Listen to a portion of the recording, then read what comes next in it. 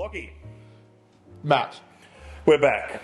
Another archive video of something that's being opened at the bar for this month from the SMWS archive upstairs at Whisky Alement.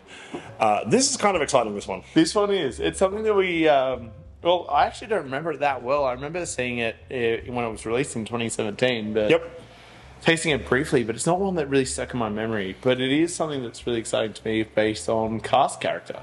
Yeah, it's a 5. Yeah. There's a cool history of Distillery 5 with the SMWS, which I might just touch on real briefly.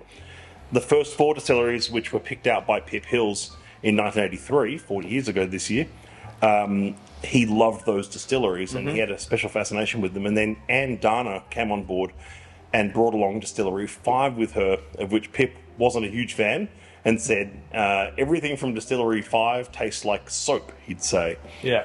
I disagree with that statement, and I think members disagree with that statement because they've been popular and they are incredible whiskies, actually. But it's also it is a relatively divisive distillery. It is. So, it is. and certain people will either love it or hate it. That's it. It's not right or wrong. It just is that way. Yeah, yeah. But single cask expressions are so unique. They're so different from... Yeah, and then I am definitely one of those people that struggle with some 5s. Well, some the spirit from this distillery in particular. But occasionally there are some absolute winners. So let's talk numbers for a second. Yeah. 16-year-old single cask whiskey. Yeah. Had an extra maturation in a second fill ex-sauternes... Hogshead. Hoggy, yeah. I was about to say barrique, but yeah. Ex-sauternes Hogshead second fill. So we're not expecting a huge ex-sauternes bomb here. And it is genuinely a finish as well. So it is, yeah. It's probably about a year or just over in second fill. So the fact that it's come down to this percent as well after a finish, which is 60.1%, means that it would have been filled very high early doors. Which I know the spirit comes off the still very high at this Lowland distillery, and Lowlands are having a bit of a resurgence, as we saw from G16 recently. The Dark and Stormy Creme Brulee, and we saw from some recent 50s that have come through. Yeah, the style of the Lowlands is changing, and I think we're always known for that purely soft, fluffy, light sort of malts is changing. But let's crack into this. Let's crack into it. We've got distilleries now making peated whiskey in the Lowlands as well. Peated Lowlands, Annandale and Bladnoch. Peated Bladnoch. Yes. So we're starting to see some really fun things coming out of the Lowlands that really deviate from that regional bias, I guess. Yeah, which always ends up being that discussion about... That was a really nice seal. That was clean. Unlike last month with the Armagnac that we had some technical difficulties with. It's got a lovely golden hue to the colour. That's probably pictured in that cask. Let's have an initial smell. So this has been sitting in the archive since about 2017, so more than 5 years ago now, 6 years ago. It would have been very early when it went in, because I can see the date here, which was, it would have been July 2017. Yeah, so 6 years. So July 2023, this bottle is open on the bar. Yeah. As of when? As of today, which is the 20th. 20th of June? Yeah. 20th of June. It's... whenever you're watching this video, it's on the bar. Historically, the archive releases don't last long on the bar. So if you want to get a dram of this, come in for a 15 or 30 ml pour and have a taste. I don't have pricing for you yet, but I'm sure that'll be determined shortly. It will be determined directly after this. It's very floral, isn't it? Very floral. And it's not... The sauternes is there, but it doesn't leap out at you. No, it's definitely got that very soft honey and dried apricot look for with sauternes. I get a bit of like fresh honeycomb. Yeah. Like not honey itself, but the honeycomb. And frangipani flowers. And daffodils. A little bit bready. A little bit like fresh baked breads. And pumpkin seeds. Pumpkin seeds? And sunflower seeds. That kind of seeded loaf? Yeah, seeded loaf, yeah.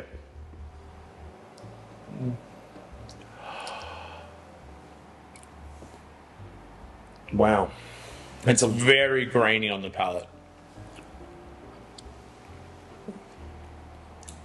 This is one of the only... this is the only distillery in Scotland that continuously triple distills. Yeah, exclusively. Exclusively, yes. Yeah. Comparatively to say your Springbank or your more experimental spirits by other distilleries. Lachlan, yeah. that do triple distillation runs. But these guys do it exclusively. Yeah. And it's a very complicated triple distillation as well. It's not just like 1, 2, 3. It's like parts get redistilled at different points off the second still again and then get put into the third. And it's one of those, like, it's almost like malt-like, but still a bit further in. Yeah, yeah.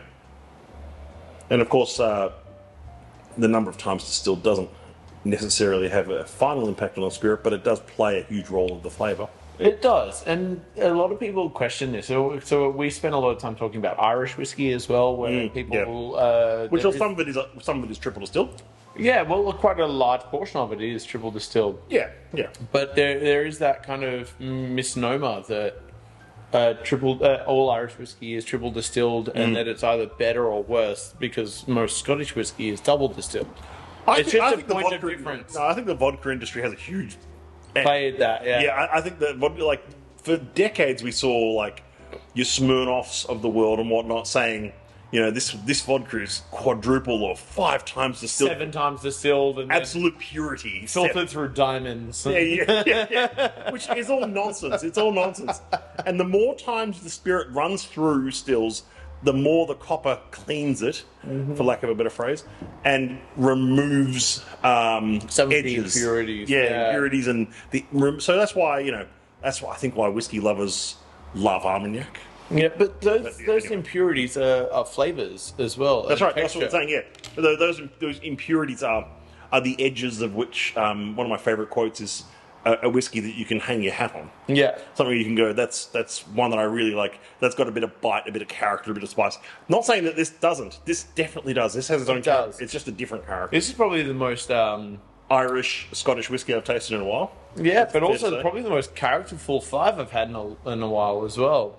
Passionate Pavlova was very good recently. Yeah, it was very good. But this is that was actually sensational.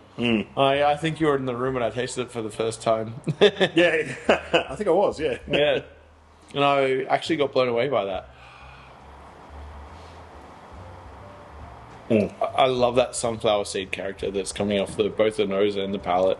I love the graininess on the palate. That seedy, grainy. Which, if you're getting the seeds and grains on the palate, that's a good indicator that the cask hasn't overwhelmed. It's carrying it's carrying that spirit, and it just meets in the middle, as I like to say. It's not too distillate forward. It's 16 years of age. This is one of those distilleries I find works really well at actually quite a few different age statements. Like it works well as a younger whiskey. We've seen some 10, 11-year-old casks. We've seen some. We had a 28-year-old from this distillery only a couple of years ago. So I think you've got a 30 or so coming very soon. Oh, maybe, yeah, something like that. Yeah, there's some older spirit coming through from these guys as well. But it's a versatile spirit. It's one of those distilleries. Some distilleries, I often say, work better at younger ages or older ages. Yeah, this one I think works at all. Yeah, and there are definitely distilleries that we see quite often that should not be released under, say, a 10, 11, 12, even sometimes a 15, 18-year-old age statement. Yeah. Because they just... They need time. They need time. They need that oxidation, that breakdown of the volatile compounds, right? Arguably, it's distilleries that usually have a quite light profile. Yeah. Well, sometimes I also see it with ones that have very heavy profiles where they're designed to be very Maillard, very massive spirit characteristics, right? Yeah. And then there are also there's oppositions to that as well with some distilleries, like for example Springbank. Personally, younger is better. You really? Yeah. Wow. I love young Springbank. Okay. Yeah. Okay. I love tasting that robust, rotund nature in the spirit. Yeah. Okay. No, that's fair. That's fair. Under 18 years is ideal for me, but there are exceptions to that rule as well. So it's just it's such a jumble. We didn't even say the name of this distillery. That's how professional. Oshante. Oshitoshi Tonte. Or Shent or Shan. I was going to say it's like a kind of rhymes with his name a little bit. If you say Ocky Locky, Ocky Locky. I'm sure that's going to be cut. It's definitely not getting cut. Don't cut this. Okay. That's our archive bottling at Whisky Alement for July. The July pick. I think it's a lovely pick for July. So and Lachlan's gone to a lot of effort to pick out for each month this year.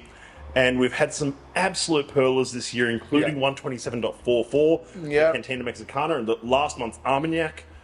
We've got some special ones coming up as well in the coming few months. Amazing ones coming up. Yeah. You're going to see videos for in the coming months, of course. So keep an eye out for that. Drop into Whisky Alement. They're a key partner bar of the SMWS. They love what we do. We love what they do. It's a perfect relationship. So just drop in, try a few drams from the current Outturn. Bit of a smaller release from July Outturn in terms of the new bottlings. But we've been very curated with our selections, including 2 Champs exclusives, some other goodies. Well, cheers. Cheers. Sanchiva. And we'll see you all in August. See you next month. Cheers. Cheers.